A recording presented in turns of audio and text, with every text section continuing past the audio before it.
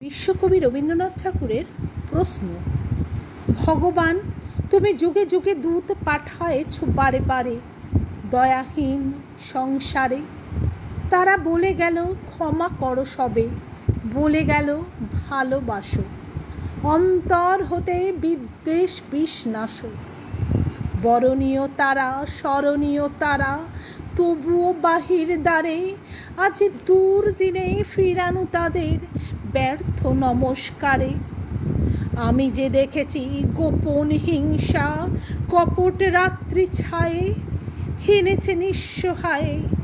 আমি যে দেখেছি প্রতিকারহীন শক্তের অপরাধে বিচারের বাণী নীরবে নিভৃতে কাঁদে।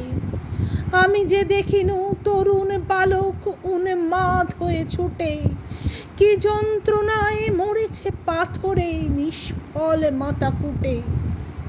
কণ্ঠ আমার রুদ্ধ আজিকে বাঁশি সঙ্গীত হারা অমাবস্যার কারা লুপ্ত করেছে আমার ভুবন দুঃস্বপ্নের তলে।